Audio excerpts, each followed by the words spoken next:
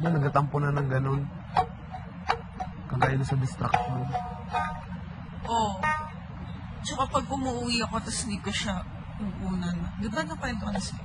Hindi siya yung una na. Yung napitan ko. Nagatampo. Lalayo siya sa akin. Tapos pag ano ko na, Prada! Gagaling ko na yan. Nalapit na yun sa akin. Ang Arte cute. nun eh. Ang katawa, nakakatawa. Parang nakikita, nag-picture pa sa isip ko kung ito. Yun din, nadala-dala mo rin yung pasyal-pasyal. Oo. Nung birthday niya nga, di ba? Kunento ko sa'yo. Or kay Slade. Hindi pa, hindi mo na yung ganun sa'yo. Yung birthday niya last year, May 4. Dinala ko siya sa... Saan? Basta sa place na pwede aso. Tapos may isang store doon. May pang-aso, may pang-bata, may mga games. Tapos meron din ice cream, yogurt. Pwede aso doon. So, yun, dinala ko siya doon. Tapos binala ko siyang ice cream. Para sa kanya lang. Tapos yun. May video pa ako nun eh. Tapos kinakain. Hindi kayong dalawa. Yakap-yakap. Hindi, kasama niya yung, kasama ko yung ibang aso ko. Hindi mayata. Mamaya. Si Ginger, anong ugali ni Ginger? Ayun, sobrang kulit. Mas makulit pa kay Sugar. Mas makulit pa kay Sugar. Pero may mas makulit pa doon. Yung Jack Russell namin. Hindi din nila dito eh. Ano Jack Russell? Alam mo yung The Mask? Oo. Yung asa doon. Oo. Ganun. Yun yung makulit na aso na yung nagsuot ng mask eh. Oo. Ganon. Yung palang Jack Russell. Oo. Anong pangalan nun? Queenie. Yun, tigas na ulo kahit anong gawin mo. Hindi talaga. Or baka kasi puppy pa. Si Ginger din naman eh. Di ba ang kulit niya na nandito? Oo, grabe. Pero yung ano talaga yun, parang ego yun. Hindi, mas kigo yung Queenie. Tapos, yung black yun, sobrang ano yan. So, mas social. Social yan. Spoiled yan. Yung black, yung nandun lang, di ba? Nakita mo, nandun lang sa ano, sulok. Tapos, ilalim ng chair. Yun yung talagang ano, yung matahimik. Yung social. Yung dun lang. Maarte yun. Talaga Marte? Hindi naman maarte. Ano, spinoiled ng isang ano ko. Parang kasi, yung unang kita ko sa kanya, kasama ko si Nati. Parang na-in love si Nati sa kanya, sa aso. Kaya binili ko. Tapos yun. Parang sa kanya, parang binigay ko na lang kay Nati. Kaya siya. Parang sa kanya. Parang gano'n. Kaya yun yung halos mamahal mo. Oo. Nahawa na siya sa akin, si Nati. Parang, basta, naging dog lover na rin siya. Tapos, naintindihan niya na din yung mga kilos na nila. Parang si Prada, minsan. Si Prada kaya nakakatawa yun. Minsan, pag wala ako doon, kinukuha niya yung mga damit ko. Tapos nilalagay niya sa bed niya. Oo. Talaga? Wow. Kasi yung closet ko, ano lang, parang may blinds lang. So, madali kunin. Minsan kinukuha niya talaga. Talino. Oo. Hinahanap yung amoy ko. Pati yung mga pillows, ginaganon-ganon niya. Ginaganon-ganon niya. Talino nila. Ewan ko ngayon. Natuturuan mo sila talaga? Si Prada marunong mag-shake. Shake. Sit. Shake. Tapos? Sino pa din yung aso mo na mautak, matalino? Si, din mautak si Ginger, pero makulit lang talaga. Nakupunta na dito yung si Ginger, parang ano pala si Sugar kasi sabi niya sobrang kulit talaga, paikot-ikot sa bahay. Sa birthday ko? Yung birthday mo, kasi halos na talaga ganito ako Yung Sugar tin yun, yung sabi mo nasilid mo sa bag tapos nadala-dala mo sa... Yun yung talagang sobrang mahal ko talaga. Baby kong ewan. Pinasaya niya ako lahat. Nakakawalan ng problema pag may naisip ka kasama mga aso mo na. Oo, wala. Ano, kaya tingnan mo yung ballroom. Ginawa. Ballroom din, di ba? No, nag-practice tayo. Nandito. Tama ba ka nandito? Oo.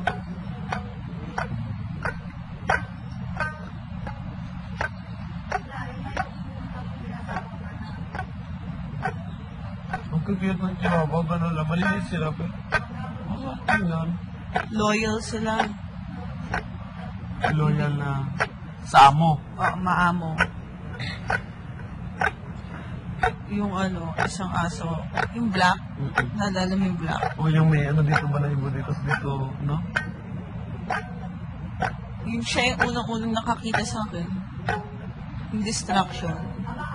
Anong pangalan niya nun? Si Taco. Siya yung pagkita niya sa akin, kasi akala niya siguro, ay, mga tao. So parang takot sila, di ba? Pero nung nakita ka? Nung kita ko ng black, kasi na siya, 12, mga 11 years old na siya. Kasi siya yung, syempre, naalala niya tayo. Mas matagal siya si Sugar kasi, oh my gosh, natapos sa birthday niya. Kailan ang birthday niya? January something. Hindi ko nag-reach. Buti din sa dami nung D16, tanda mo yung mga birthday nila. Medyo. Si Honey March siya. March 13 or basta mga between mid-March. Pati si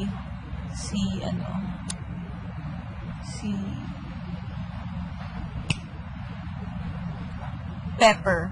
Yun, yung black na mahabang buhok. Yun yung mahabang buhok na itim. Oo. Yung Oh, January 1 pala birthday ni Sugar. Oh my gosh. Kalimutan mo na. Ay, hindi pala. Si Bibi pala yun. Sino yung Bibi? Alam mo, punta na dito yun? Hindi. Sino yung Bibi?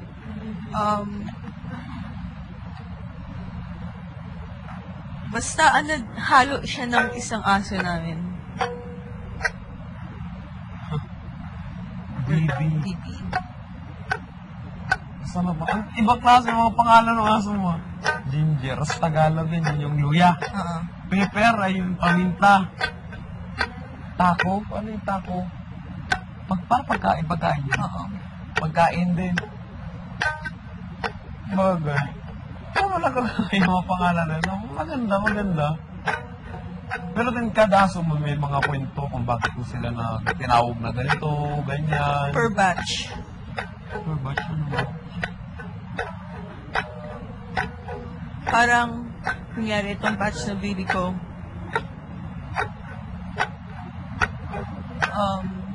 puro pagkain. So, Taco. Ang pangalan mo pagkain? Yung taco, yung asawa niya, salsa. Ano? Salsa. Ano yung salsa? Parang Mexican Parang salsa, sauce. Ang pangalan ng asawa ng taco ay si Salsa. Oo. Tapos mga anak niya, chili. May beefy pa nga dati, mga anak niya. Tapos may time naman, puro mga X-Men, Gambit. Pero nabenta na yun. Gambit. Ano pa ba? May cartoon, si Dexter. Tapos meron naman, may time na bags, kaya si Prada. Yung Prada, saan mo nakuha yung pangalan ng Prada? Sa bag. Brand ng bag. Kasi si Juicy, brand din yan ng bag. Juicy. Nanay ni Prada. Saan na yun? Nandun pa rin sa amin. Makita yung tsura ng Prada. Ni Prada. Ano kulay niya? Black. All black. All black. Scooby-Doo na. Siguro ng anak na yun.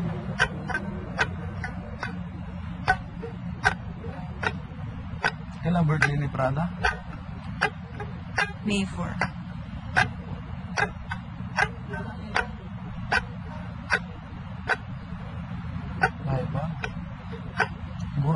na tayo.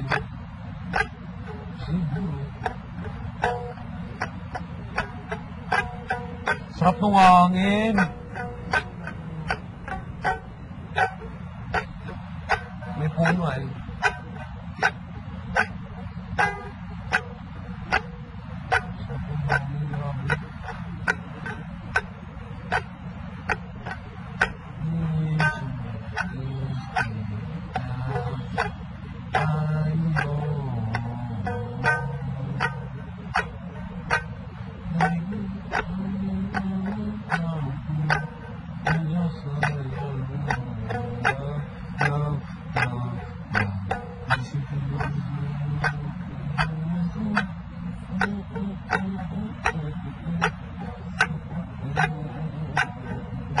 Pero pinakapag-alaga ka ng ibon. Oo. Mayna, yung nagsasalita. Natuturoan. Oo. Grabe nga, kasi landline namin. Minsan, gayang-gaya niya sobra, yung ring. No. Yung telepono. Oo. Kasi yung kala namin may tumatawag. Or minsan kasi, may, yung nag-aalaga, hindi naman nag-aalaga, parang family friend nakatira sa amin. Pango siya. So, tawag namin, Pango! Tita Pango! Yun. Minsan na, niya. Tawag niyang Pango? Pango! Pango! Ganon. Oh. Si Taco din. Si Taco lang yung parang main aso pa nun. Pero mga 2002 pa yata. 2003. Tapos yun, tinatawag si Taco. Taco! Taco! Pero ngayon, kasi nagkasakit, hindi namin alam paano alagaan. Namatay siya. Gusto ko pa nga ulit saya. Ay, paano din pag nagkasakit yung mga aso mo? Siyempre di ba iwasan yun, di ba? Siyempre dinadala ko sa... Ano mga sakit na nadapo sa aso? Alam mo? Parvo. Yun yung parang pag namatay isang aso tapos may virus na naiwan doon. Kailangan talaga yung Zonrox. Yun, makahawa yung aso. Yung lalo yung puppies.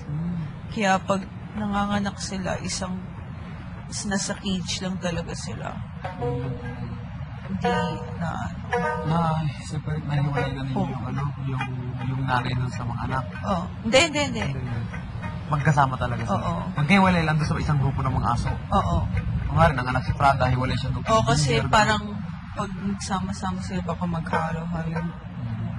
Hindi pa immune, hindi pa parang kumbaga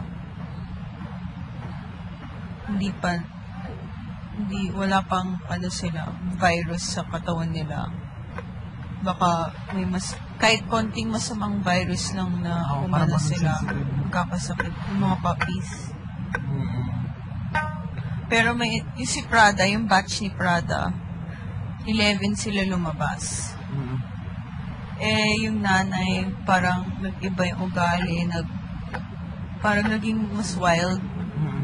Tapos nagagalit sa amin. So, hiniwalay namin. Tapos kami ni Nati nag-alaga. As in, for 3 months. I mean, for 1 month siguro. Breastfeeding. Bottle feed namin. Kami ng milk. Kami bumibili ng milk. Pang-aso talagang gatas? Mahal. Grabe. Gastos. Ang gastos niya na mag-alaga ng aso mga gano'n. Important. Pero masaya naman. Masaya siya. Oo. Nagpuyatan kami noon. Kasi every 2 hours dapat pinapainom.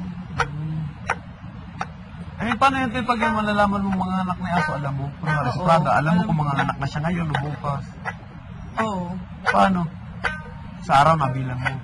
Oo, tsaka pag nakikita mo, hingal siya. Tsaka naglalakad-lakad na, hindi makapakali. Tsaka pag naghahanap ng space na yun siya lang mag-isa? Oo. Nabantayan mo yun naman? Oo. Hindi naman. Ay, hindi. Actually, oo. Binabantay namin, syempre. Yung talaga nakikita mo yung paglabas ng papi. Oo. Ako nag-ano sa kanila Ano proud. yung itsura pag nanganak ang aso? Pag malabas yung papi. Paglabas, parang kakamis.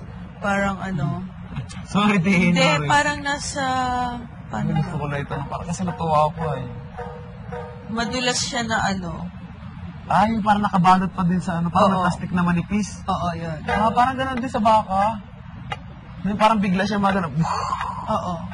Tapos paglabas, may parang yung May puti. cord. Oo, yung puso. Yung ano kung saan sila nakatira. Oo. Color green pa yun. Tapos, Ang kailangan kainin ng nanay. Pag hindi. Kinakain nila yun eh. Oo. Para mas nabibilang ata. Parang ganun yung instinct nila. Pero yung ibang aso, tinatapon namin para. Pero yung iba gusto nila kainin para alam nila. Parang, Alam nila kung sino yung mga anak nila. tsaka ilan. Parang ganun. Baka din ganun ay. Bigla. Boom! Kung minsan may nakatayo yung baka. Pero karami nakahiga. Si Asla, ilang beses na nalang si Asla? 5 times ba? Tapos nag-ano, yun. Ganun lang din. Tapos minsan, ay, hindi, kailangan din iganon. Dapat hawak mong ganyan. Tapos iganon. Minsan. Bakit? Pag ano, Hawak mo yung papi dito.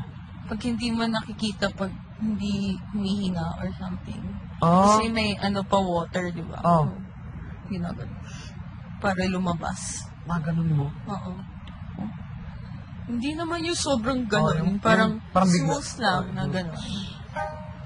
Para lumabas yung tubig. May nangyari na no, sa ano, mga papi mo. Mga papi sa na yung di nakahinga gano'n, tapos ginanon mo. Hindi. Pwede din hindi na gawin.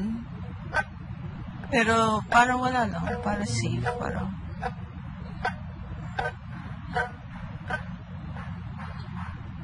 Nakaka-interest tuloy makita yung mga aso mo. Maamo naman sila sa akin eh. Kasi sabi naman, kasi sabi, depende daw yan sa tao din eh, kung talagang ano ka ng aso, ano. mararamdaman nila. Maramdaman nila kung talagang malaano ka sa aso o sadista ka sa aso, ano. Ano may sadista? Yung ano ka sa pilyo ka sa hayop, diba? Pero kung malapit ka sa Nararamdaman mga, nila kung malapit ka ba sa mga hayop, kahit anong klaseng hayop, maano sa iyo, no? Ako ang dami kong alaga, manok at kalapati. Nakatry ka na ng pag-alaga ng kalapati? Ganda rin, no? Ang masaya pag may kalapati. Yung ano ko, relatives ko, nag-show ng kalapate. Pigeon show. Parang nagpapa-healthy sila ng pigeons. Yung pinakamagandang pigeon, ganun. Na ang daming trophies nila.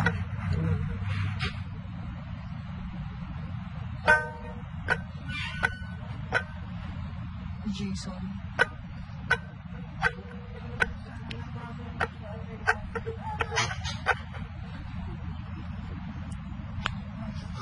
Ganun.